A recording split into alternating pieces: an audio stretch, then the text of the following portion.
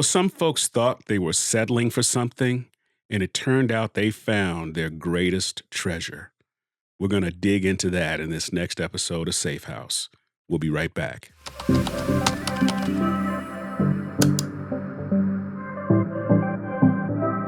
Hello, Safehouse family. What's going on, Safehouse?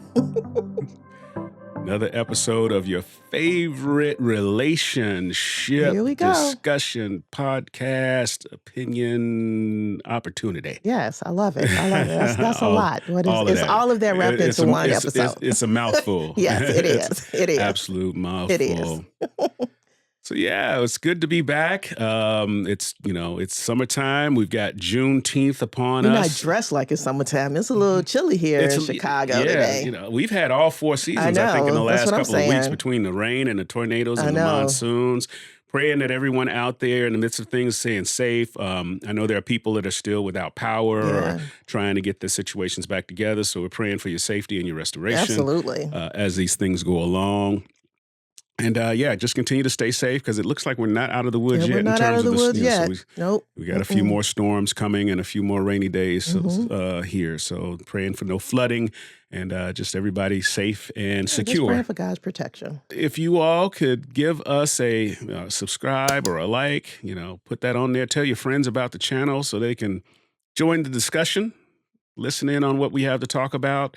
And even contribute. We like your comments. As a matter of fact, the last episode, we got quite a few. We did. We got quite independent a few reach outs. Yeah. We had one person who reached out and actually wanted the questions. They wanted the questions from our live session. Yeah. And we was thinking about that. So she knows who she is. We're thinking about that, right? Yeah, I sent them to her. Oh, you sent them? Oh, okay. I did. Yeah, okay. Well, hopefully you enjoy those, right? I think you'll get a kick out of it. Maybe you could try it on the girls. Don't try it, right? But, well, we like folks to be there for some of our events, so we want to make sure, that they get the experience of being live. But yeah, hopefully that helped out. We got a video. Someone sent us some videos to watch. Somebody sent us a video to watch. It was about this lady who had been married for 52 years, and her husband passed away. And she was actually astonished by her level of grief, because you would think that somebody who had been married to somebody for 52 years would just be completely devastated. Mm-hmm. But she wasn't. But part of that was because, in the last episode, we talked about what it looks like to be an unhealthy settler. Yeah. And so what it turned out was that she just kind of settled for less of herself in the relationship. Mm-hmm. And so she would just, throughout that entire 52 years, she just always did whatever the husband wanted to do. Mm-hmm. And so the thing about the video was she couldn't decide if she was relieved that he was gone, because now that gave her a freedom that she didn't have before. And so once again, I walked away from the video thinking wow, she really could have had that same freedom in the relationship. Yeah. Instead of just shrinking back, because that is very unhealthy in any relationship when you really do feel like you can't be yourself. Yeah. And it's hard too, because, without knowing all of the details of a relationship, we don't know, how forceful and controlling the other spouse may have been. She said the husband was great. Yeah. I used to be like that too, sometimes you just don't want to rock the boat. Mm-hmm. And so you just kind of go with, okay, well, right now it's smooth sailing. So even though I'm just going to keep it as smooth sail. Yeah. Or it's basically, I wouldn't call it ambivalence. It's okay, we're just okay with dysfunction. We become that's what it is. We become functional in our dysfunction. Yeah, and she loved her husband. Yeah, and that happens a lot, because what happens, we see this a lot, and this is sort of the, kind of this unhealthy settling that looks healthy, where, I don't have a reason. Yeah. So therefore, I'm not going to complain. Generally on paper, I'm with a good person. Mm-hmm. Why would I mess this up? Yeah. But, we're not saying, okay, it's time to file divorce or time to leave. But until you deal with that dissatisfaction and what's causing it, because it may be that you just have a bad expectation. Mm-hmm. It could be that you need to compromise on some things. Maybe you're not a best communicator when it comes to those types of things. We were dealing with a situation where there was a complaint about, hey, we're not having these types of discussions. And then when pressed, it's like, okay, who's taking responsibility to make sure those discussions happen? And nobody was really standing up, but they were frustrated about the discussions not happening, right? And so sometimes you just find that there's a communications mismatch, and kind of get to that point where, okay, somebody has to step out here and take ownership of the place that we want to go. And not necessarily attaching that tension or that little bit of conflict to somehow we don't love each other. Because we've also gotten caught up in this thing that a symbol or a sign that we love each other is that there's no conflict. And that's absolutely not true. That's definitely not true in any relationship. So sometimes we wind up settling out of our own unfounded expectations in order to preserve the image of what we think a relationship should be. That kind of was like what the other person had commented, that they usually self-sabotage. Kind of like what you just said. That's definitely a self-sabotage mentality of we get so far and then we let all this negative thoughts really sabotage the ability for the relationship to move forward. Well, let's dig in those two topics. So we're going to talk a little bit about self-sabotage, and we're going to talk a little bit about what it really means to be on the pioneering, the positive side, right? That, like I described earlier in the video, how do we, get to the place where, wait a minute, this thing that I thought I was just settling for turned out to be an absolute treasure. You use the analogy, it's kind of like, what's the TV show when they go and get stuff appraised? They go and buy something in the attic. And it turns out to be like a 100-year-old like Van Gogh painting or something like that. And they thought they just had a little print. And it turns out to be like a $10,000 item that they paid $2 for at a garage sale. And sometimes we're in relationships and we don't realize that this thing that we think we're settling for is just like the greatest treasure in the world, and I'm not talking about me, but I didn't just say, I did not look the way I looked when we first got together. The greatest treasure that I have. Really. But that's to your point though. You didn't look like that in the beginning. Not at all. And once again, it took a lot of work, took a lot of prayer, took a whole bunch of things to get you to where you are now. Your dad thought I was a joker. I mean, it was a whole. He's still a joker. And in some ways, I still am a little bit of a joker, right? I'm just kind of dressed up a little bit. But no, it's one of these things that even when I look at in the past relationships, I didn't have the right mindset about my relationships, even friendships that I didn't deal with correctly, right? And so through time and maturity, and people kind of look now and they say, well, he's this type of guy. It's like, no, I wasn't always this type of guy, right? And that old guy, I still have to keep in a cage, right? Because those tendencies are still there. I've just matured to a point where I know how to deal with those tendencies. And that kind of speaks to the whole self-sabotage thing.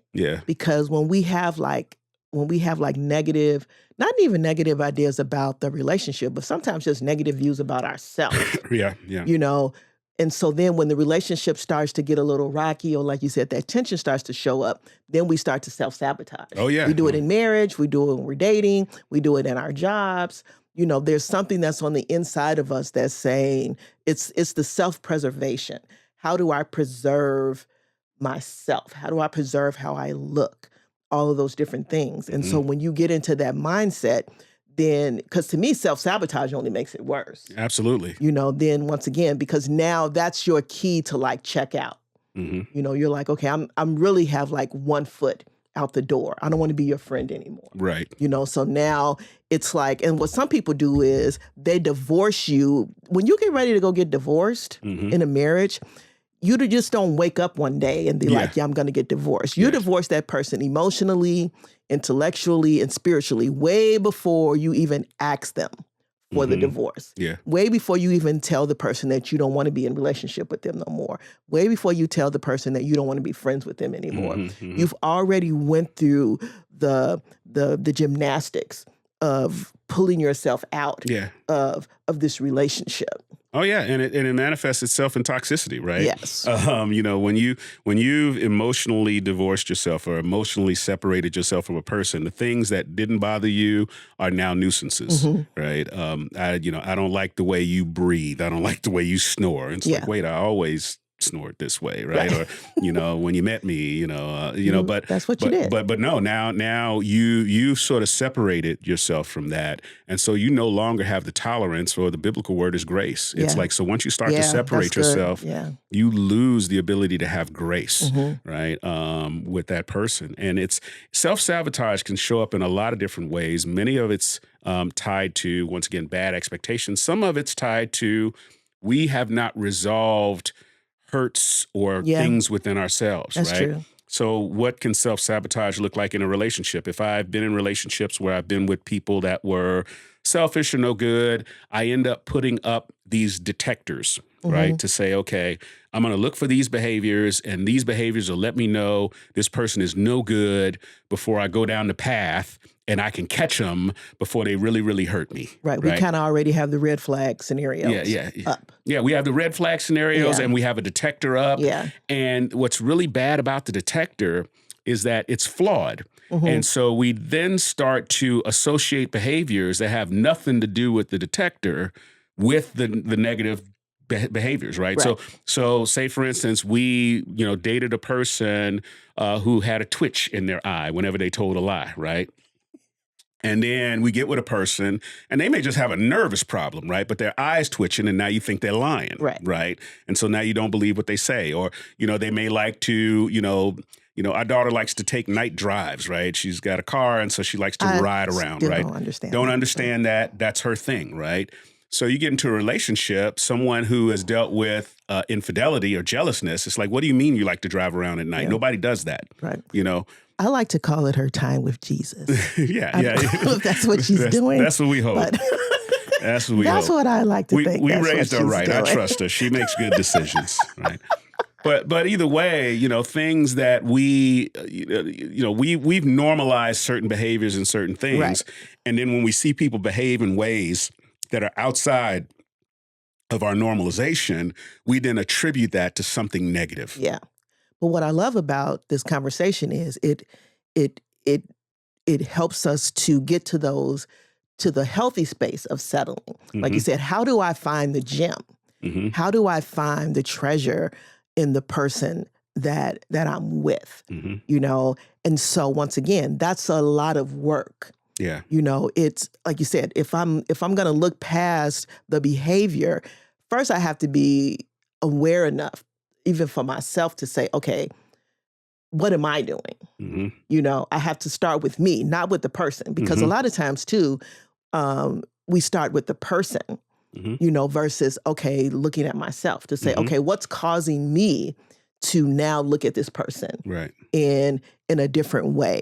And I think when you start there, like you said, even emotionally or intellectually, when you start to ask yourself those questions, like, why am I feeling this way? Why am I having these thoughts?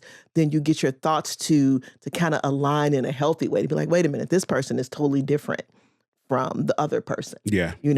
Once again, maybe I do need to be healed from some past hurts or whatever. And that's how you move from unhealthy to healthy, because the more healthy you get, you're willing to stay. I always think that's why grief is so hard. Yeah. In any relationship, whether you're dating, when it's in families, you have some people in families that just haven't spoken in years. Because of grief. Because grief is hard. When they say there are 5 stages of grief, there are 5 stages of grief. And some people just stay in the angry part. And those 5 stages are not linear, right? They don't really move in a aren't. straight line. Absolutely what happens not. is you get to stage 3, and then you jump back to stage 2, then you jump up to stage 4, then you jump back to stage 2.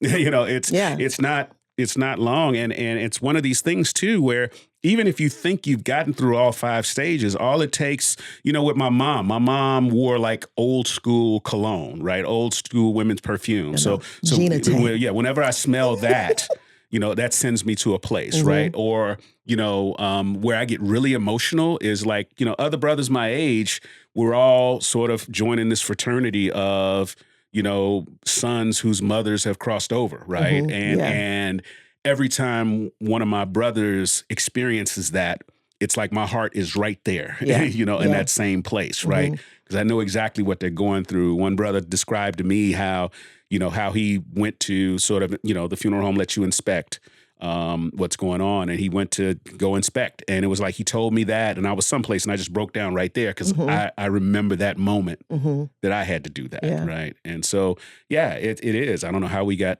deep off into that subject. Right. We've gotten real macabre here.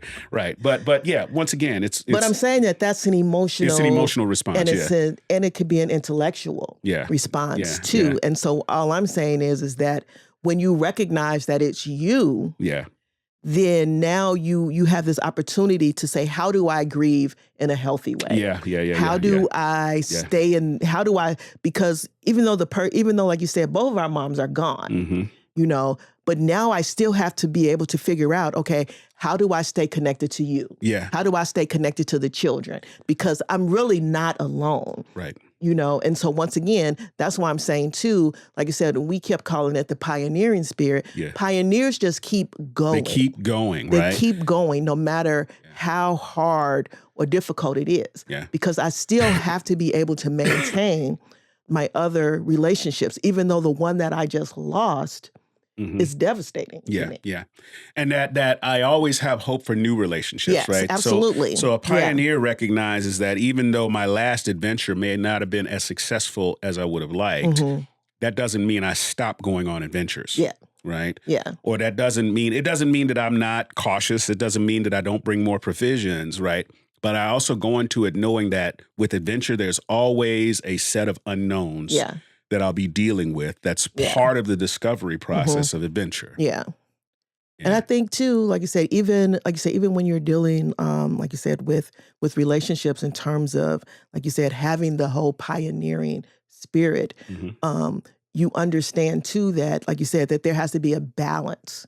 There's the balance of intellect and there's the balance of emotion. You know, like you said, because some people, you know, if you're always looking for the next emotional high, you know, because if you're a feeler, we talk about that too. We have a fact person and we have a feeler. And so if you're the feeler, when you're not feeling anything, now you're like, oh my God, we must be in trouble. Which is really not true. Right. It's just that, you know, once again, because I'm always looking for the next emotional thing, I think that my feelings always have to be attached to that. Yeah. And so too, you also look for validation through the only way I know something is right is if my feelings get Twitter-pated, right? Right. And it's like, well, okay, no, it's still right. You may be in a different place emotionally right now, but this is still a good thing. Just because your feelings aren't jumping up and down, it doesn't necessarily mean it's bad, right? And I think that's really kind of what points to what you said in the beginning about finding a treasure. Because a treasure looks different to everybody. Yeah. You know, what holds value for me may not necessarily hold value for you. But I do think that when we're in relationships, that that each person has to be able to find value in the other person. There's something redeemable. There's something that you really do like about this person. Because the reality is when that tension comes in, we tend to forget everything we like about this person. You know, and so you do have to be able to focus on, okay, what do I like about this person? You know, give me the redeeming things about this person. So now I can latch on to that and then be able to say, okay, how do we work through? Well, so let's do this. We haven't done cheat codes in a while, right? We talked about things. So what do we think of some of the cheat codes to having a pioneering spirit? And like you just described, you know, having an optimistic, adventurous mindset, right? So when you go into something, you know, once again, we tend to go into something looking for red flags. It's kind of funny because you'll see a person that you're attracted to, but then you go into it, okay, after the attraction, now it's like red flag detection, right? You know, rather than, okay, there's an attraction point. Are there things in this person that are actually positive? You know, the second cheat code is the thing about treasure. It's kind of like, here's another analogy, right? Sometimes when you purchase a home, right, you buy the house and then you go into the attic or the basement and the previous owners left some really cool stuff there, right? It's like they just left it because they didn't want to move it or whatever have you. It's like, wow, I never thought I would get there. It's just like, okay, do you have an open mindset for the really cool stuff about this person, right? So you may have come up with your checklist, but there's really cool things that you probably never even thought of in your checklist that are attributes of this person that you could find value, right? So you need to be very open to things that you may not immediately see value in, right? And that's really key, right? So when we first got together, there's attributes about me that I'm sure it was not on your checklist of things, you enjoy, but now some of those things benefit you, right? It's like I'm a fierce negotiator, he right? He is a fierce negotiator. I like to negotiate, right? Yes. It's a game to me, right? Yeah. It's fun. And I like the tension. I like when everybody's mad and frustrated and we bring it together and we have a deal, right? Yeah. And a lot of people don't like to go through that arc. I did, right. I struggled with that in the beginning of our relationship. I really did, because I felt like you were always negotiating with me. And unfortunately, I always turned out to be the loser. I'm just very quick with his words. I'm like, we'll come back. Yeah, but the thing about negotiation is good negotiation, everybody walks away winners, right? The whole idea is everybody should win. Right.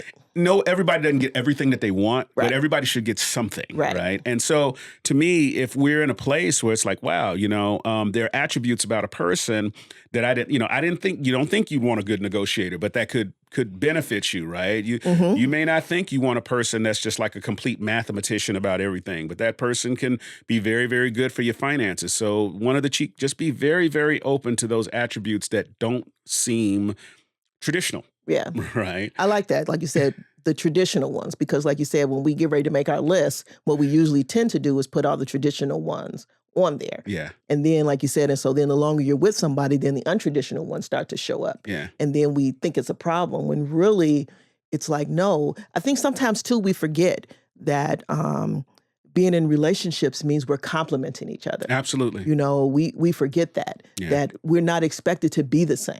Yeah. That we really are kind of made to complement each other. And that's in any relationship. Like you said, whether it's, you're dating, whether you're married, even with your children, the child you tend to bump heads with the most is the one that's more like you. Yeah, absolutely. Absolutely. Because you're like, oh my God, and you're but they're reflecting you right back. They're reflecting you right back. And it's normally like, and then what it is it's normally not your good traits. Yeah. So negotiator, and guess who else is a negotiator, right? Oh right? God, Hannah. My daughter. Yes. She is my heart, right? Yes. I will kill several bears and other wild animals for her, right? Yes. But she will negotiate and everything. I just sit back with my tea. She will, and I just smile and listen to those conversations because it's not me anymore. I'd be like, From a very young age. Yes. It's getting a little hot in here. Right. From a very young age, I'd ask her to do something. And then a discussion would ensue, right? Alternatives would come up, right? Absolutely. And this, rationale and all that kind of stuff, right? And now I'm also Lizzie Allen's child, right? And Lizzie Allen is just like, this is not a discussion, right? This is not a democracy. Another time I would just pick up my teacup. Lizzie Allen was like, look, I'm a queen and this is my kingdom. Yes, right? I would just smile at those conversations too. And so that once again, reflecting right back at you. So anyway, enough on me. Second cheat code here, right? Here's another cheat code. I like it when it's on you. Right. So rather than looking at the attributes you need right now, start to look at the attributes for what you want to build with someone. That's good. Yeah. Right. Oftentimes you can get caught up in, okay, I need someone to have this, have that, have the other, so on, so on, so on. So just remember that as you go through life, you go through different stages, right? And so you may get a person with wealth today, and that wealth may dry up, right? That's for true. whatever circumstance, right? You may get a person that has certain physical attributes today, and then either sickness or some change comes along, and those things change. Looking for the attribute of someone who could be resilient in the midst of change is different than somebody who's wealthy today, right? So even if you're having a conversation at a dinner where you met somebody, tell me about some of the changes you've gone through in life and how did you get through them? How did you deal with that? How did you deal with the death of your mother? How did you deal with, has anything ever really gone wrong and how did you cope, right? And whether they're in a situation now, if you're looking at their ability to cope through something, one, it creates great conversation because people love to tell stories how they got over, they do. how they overcame something. And if you get somebody with an overcoming spirit, That's a great pioneering thing, because when you run Yeah, into bumps, absolutely. when you run into challenges, if they got an overcoming spirit, they're going to be like, you know what? We're here now, but there's a future, there's a tomorrow, there's another Mhm. side. We can negotiate this from now. We'll tighten our belts, but then tomorrow we'll be Yeah, caviar and beaches, right?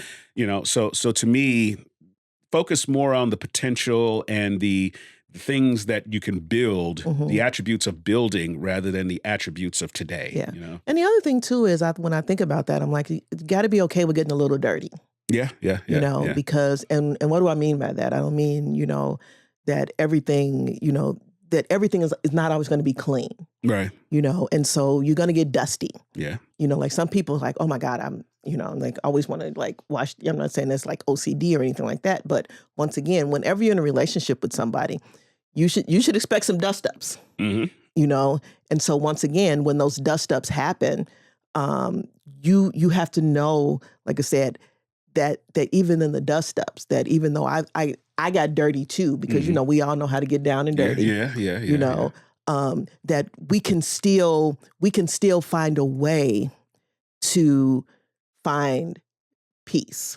Right. Once again, going back to the Bible, the Bible says we should be peacemakers, Hmm. and so once again, it's it's being in those spaces where, like you said, when you have to be in a relationship with a person. I have to be in a relationship with my boss. Hmm. Okay. So I can't go to work with a bad attitude every day Hmm. because once again, my boss is going to be like, okay, well, then clearly you don't want to be here. Yeah. So I'm just going to fire you. Yeah. So I do have to be able to figure out like, okay, how do I stay at peace Yeah. at work? How do I stay at peace with my spouse? Yeah. How do I stay at peace with my siblings? Hmm. Hmm. Because once again, like I said, relationships are relationships. Yeah. And, and we could talk about being married and we can talk about being in relationships. Somebody said, when you get ready to get married, this is advice for the women, look and see how he treats his mom. Yeah. Yeah. Why? Because if he treats his mom well, then he's going to treat Yeah. you well. Yeah. And vice versa. Like you said, we kind of talked about this, the mama's boy and the Yeah. daddy's girl, whatever. Yeah. But once again, I treat my dad well. Yeah. Yeah. I Hmm. treat my dad with honor. I treat my dad with respect, but Hmm. I also do the same thing Yeah. to you, Hmm. and I try to do the same thing, with everybody that Yeah. I come in contact with, Hmm. because that to me is the nature of building. Hmm.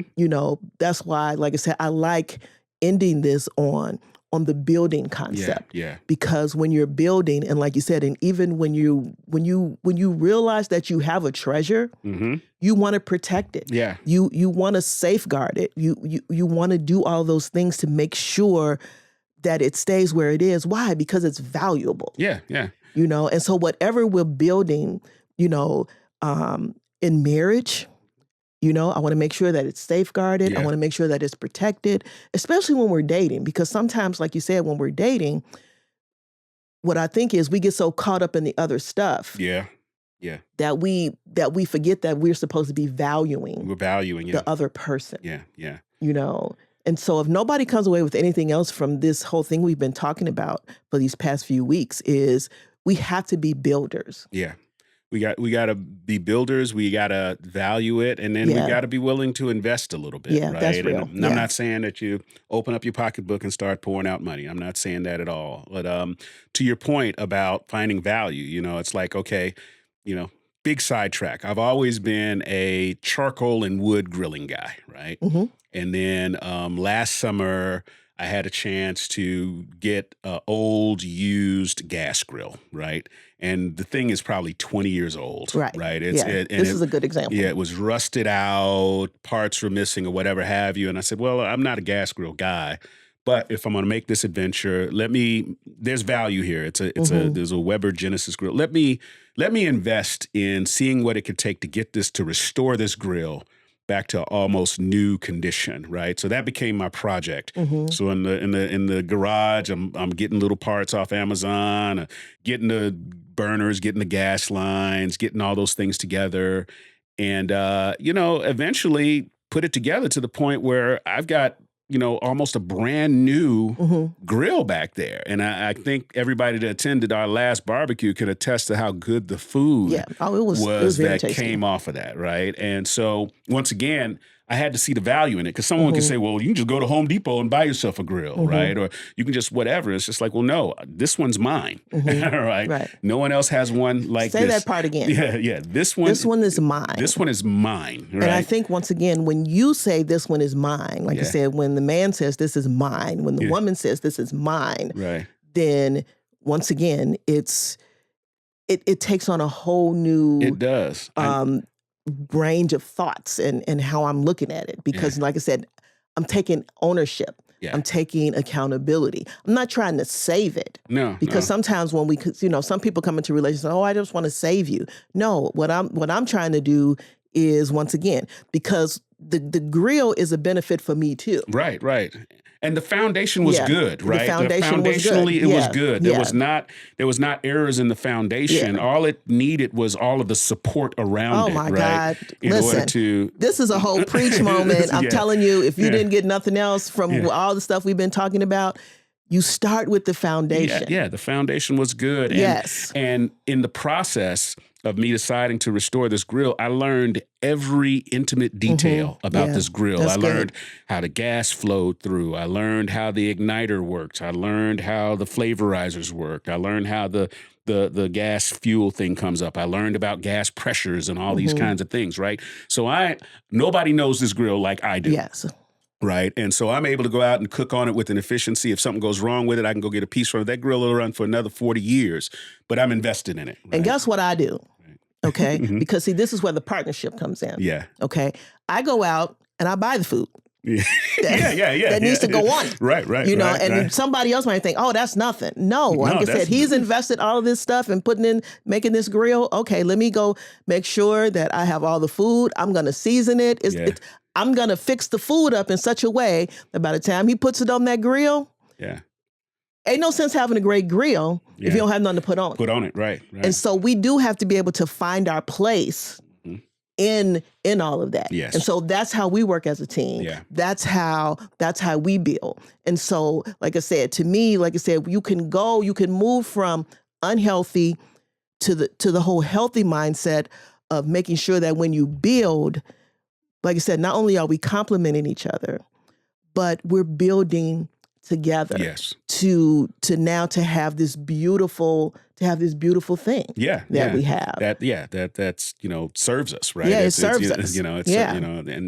And so, if I had to give one more cheat code, and I know we're close to time here, and this is one of the cheat codes that it could be a little bit controversial, because I don't even know if I met this, right? So we got to throw spirituality in here. Oh yeah, somewhere, absolutely. Yes. Right? And so what you have to look at is, does the other person have some sense of spirituality that can be built and developed, right? Because, when we got together, it's not like my spirituality was in that place, right? But being with someone or pursuing someone that takes their spirituality seriously, right?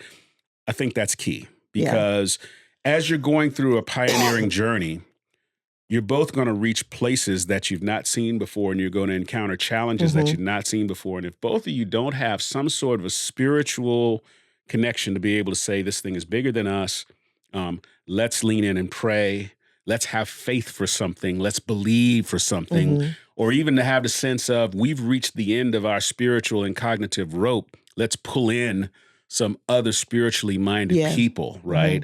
So they have to have some spiritual awareness, spiritual sensitivity, for real, right? I'm not saying they got to be a preacher. I'm not saying they got to hold an office in church, but there should be a relationship with God. If they're Christian, they need to be confessing Jesus. But at a very minimum, they should have enough spiritual sensitivity to be able to tap into it as you're going on this adventure. Yeah, because like you said, it's that.